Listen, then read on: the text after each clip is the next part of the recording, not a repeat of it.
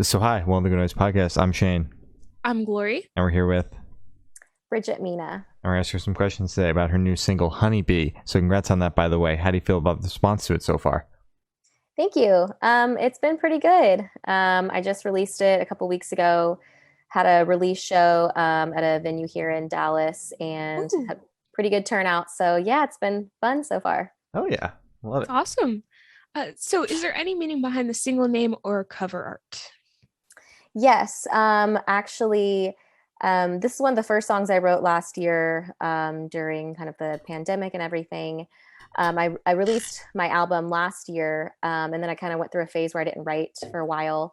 Hmm. And this song was kind of inspired by my experience with kind of jumping back into the dating world again after ending like a longer term relationship. And so I got really into gardening over the pandemic. And so I was outside gardening one day and I just noticed this flower with this bee on it and like how attached they were to each other basically for life. And um, through like this dating experience, I kind of realized my attachment issues that I didn't really understand before. And so I don't know, I just like really felt very much like that flower, like stuck and reliant on like this bee for growth. And so Mhm. the song just kind of, I don't know, I went back inside and just got my guitar and started writing it. So it was very much inspired by just like nature and that experience that I had kind of outside one day. All right. Wait, Uh, so you said you hadn't like written any songs in what, a year? Did you say a year, a while? So I released my album last August Hmm. and I finished writing it last April. That was the last song I wrote. So it had Okay. been, I started writing again in like September. So it was a good few months that I went Hmm. without writing anything. I just really didn't feel very inspired. Yeah, that's fair. Um, yeah. all right. Okay, I was just curious about that. I was like, Yeah. what? So can you tell us a little about your writing process for this single? Yeah. So for this single, actually, what's unique about it, I have a new lineup of bandmates, and actually, one of my current bandmates was in a band with me years ago when I was in like a indie rock band in college. And so this song was the first song that he's actually my bass player. Hmm. He got to add his bass line in. And so it's the first song I've released that has completely new ideas from my new bandmates. So basically, like I always start the song with like acoustic guitar and vocals, and then my bandmates add in their own style, and then we kind of flesh everything out. I like to have like a pretty solid song before we go into the studio. I know a lot of artists finish songs in the studio. I'm very different. I like to have it all fleshed out. So that's kind of my process behind the song. All right. All right. So I want you to tell us your favorite lyric off this track and the meaning behind it. Oh, that's a hard one. Um, I guess this one's kind of basic, but one of the lines I repeat it twice. And it kind of just hits home for me. It's I just let my heart get the best of me. I ran to you with open wings. I should have known I flew too soon. Hmm. And that's kind of like the premise of the song is um, I learned this experience that I get very invested in relationships early on, and I just let my heart get the best of me sometimes. And so I try to really stay true to a lot of like nature language and words that fit with nature. So like ran to you with open wings, kind of like signifying like a bird that just, keeps going. Hmm. I should have known I flew too soon. Kind of emulating that. I should have known I got attached and just kind of let myself dive into this without really thinking about how that affected me. So that's one of my Hmm. favorite lines, I suppose. All It's a right. pretty good line. Yeah. Thank Um, you. so where was your headspace at while you were writing the single? I was, pretty heartbroken and this was my first experience. I just gotten out of a 3-year relationship, and this was my first experience learning how to date, which I realized I didn't really know how to do.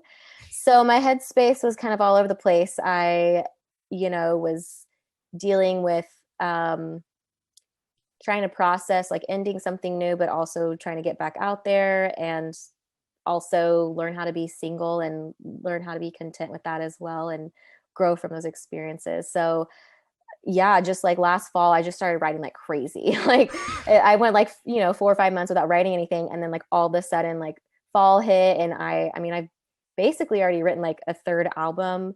I don't have Oh, everything recorded by oh, any okay. means, but I have like, the songs fleshed out and everything, like acoustically.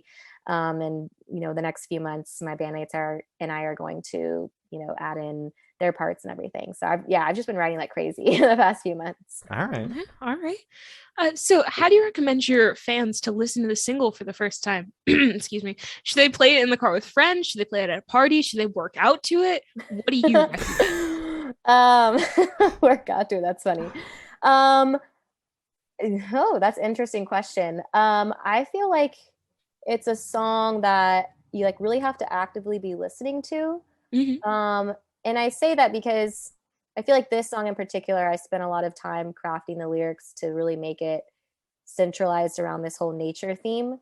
So I feel like it's a song, I don't know, like on a rainy day, or just sitting with your cup of tea or a cup of coffee and like actively listening, I feel like. So maybe not at the gym. I don't know. All right, not pumping Yeah. iron. All right. Yeah. Sure, All sure. right. This question should be super, super quick. Off the top of your head, I want you to describe this single for new listeners in 3 words, no more, no less. Okay. Let's see. I'm gonna say nature driven. Mhm. I'm gonna say attachment Mhm. based, and it's dreamy in a sense. So Oh, dreamy. Yeah. Okay. okay. All right. Perfect. So is there a certain feeling or emotion you want this track to invoke in your listeners?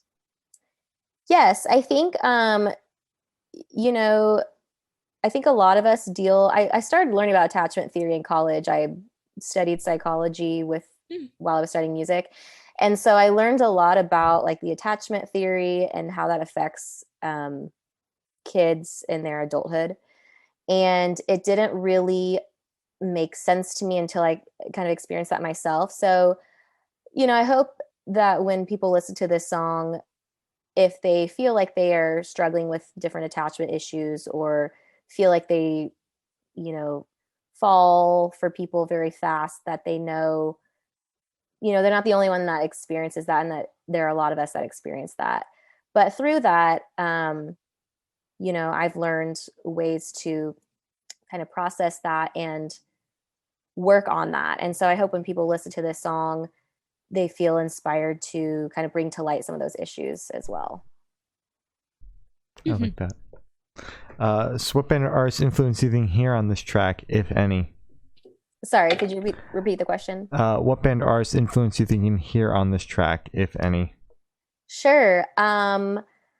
Let's see. So one of my favorite artists is Phoebe Bridgers. Don't know if you guys listen to her.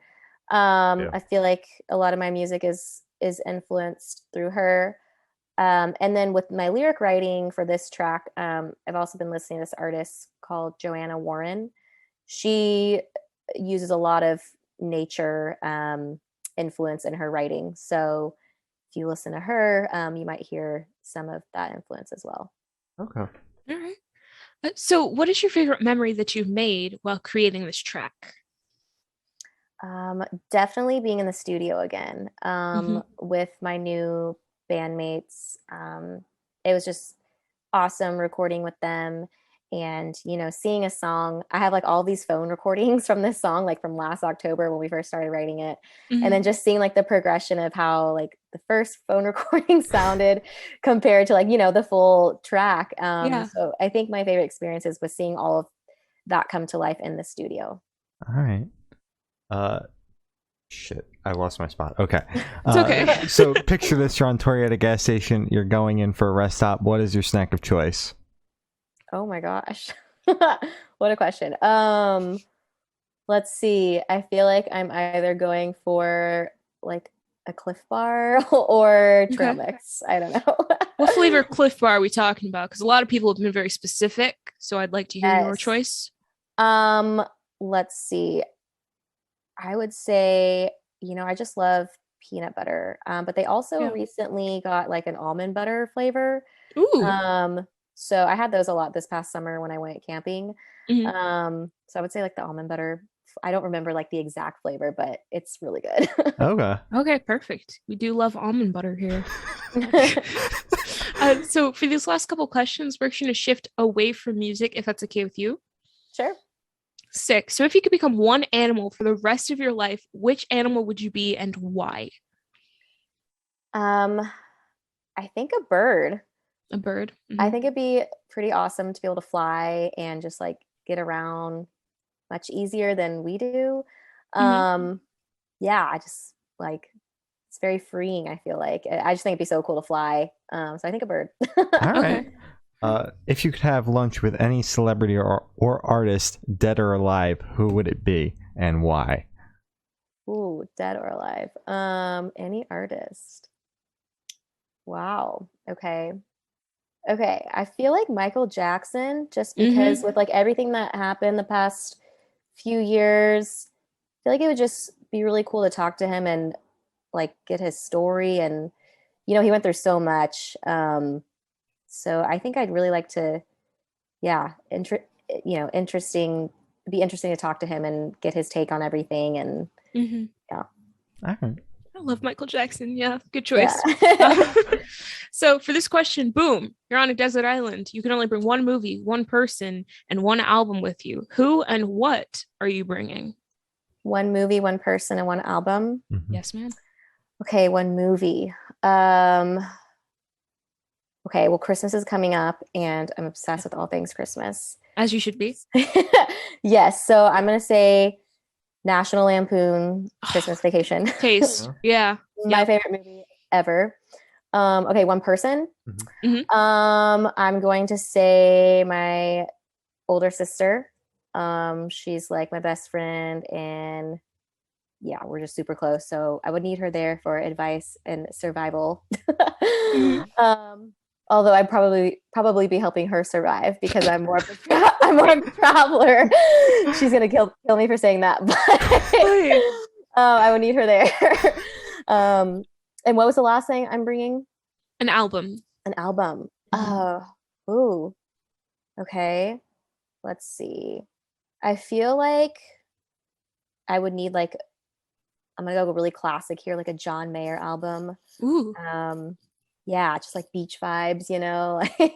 If I'm stranded, I could listen to him all day. So I'm gonna say one of the John Mayer albums. I don't know which, but Okay. Okay. Just random. That's yeah. fair. So as Chloe said, that's all the questions we have today. Is there anything that you would like to plug? Yes, as I've mentioned, I just released a new single called Honeybee. You can check it out on any streaming service. And I'm going to be writing a lot of new material coming up, getting back into the studio. So be on the lookout for some new music. Hell yeah. Ooh. All right. Well, thank you for now. This has been Brigitte Mena, and we have been the Good Noise Podcast.